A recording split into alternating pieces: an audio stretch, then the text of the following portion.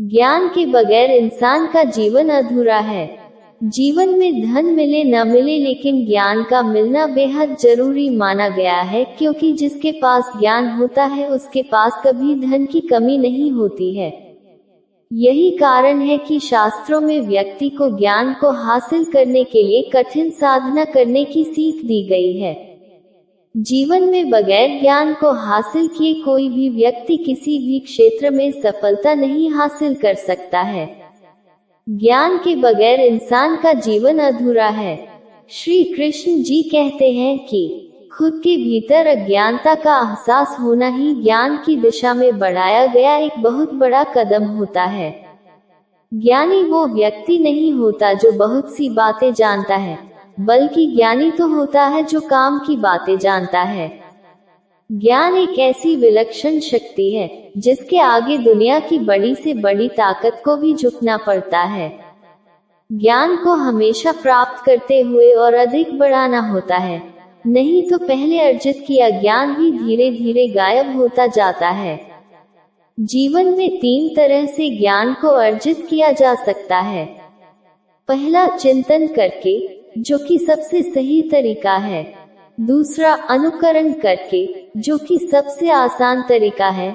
और तीसरा तरीका है अनुभव द्वारा, जो कि सबसे कष्टकारी है। जीवन में 2 चीजों का कभी अंत नहीं होगा, एक तो ईश्वर की कथा और दूसरा मनुष्य की व्यथा। जीवन में किसी के सुख का कारण बनो, भागीदारी नहीं। दुख में भागीदारी बनो, कारण नहीं।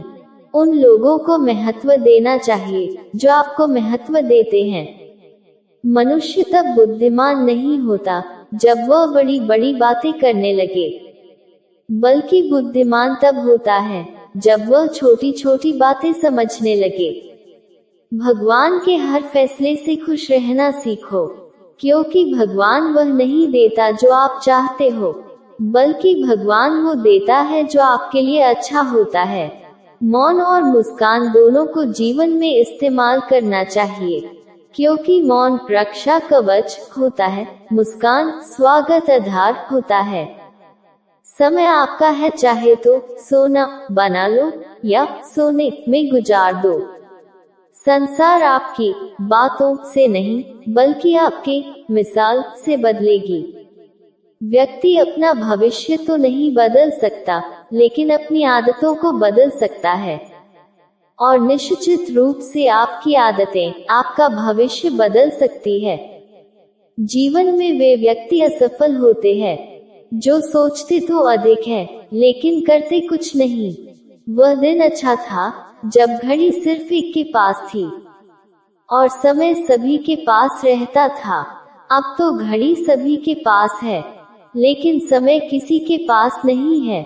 आज से अच्छा कुछ नहीं, क्योंकि कल कभी नहीं आता है और आज कभी जाता नहीं है। जल अपना सारा जीवन देकर पौधे को बड़ा करता है, शायद इसलिए जल लकड़ी को कभी डूबने नहीं देता।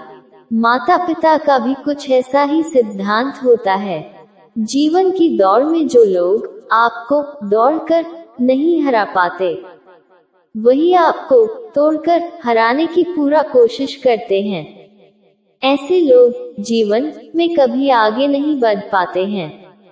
अपना दर्द सबसे न कहे, क्योंकि सबके घर मरहम नहीं होता, लेकिन नमक हर एक के घर होता है, इसलिए हमेशा खुश रहें।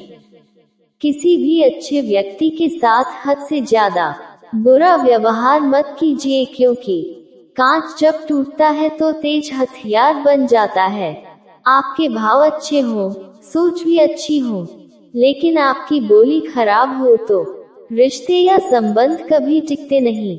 मिट्टी या जमीन अच्छी हो, उर्वरक अच्छी हो, लेकिन जल अगर खारा हो तो पुष्प खिलते नहीं। संसार में हजारों रंग होते हुए भी सफेद रंग सबसे बेहतर है। खाने के लिए संसार में चीजें होते हुए भी उपवास अर्थात व्रत रहना रखना शरीर के लिए सबसे फायदेमंद है।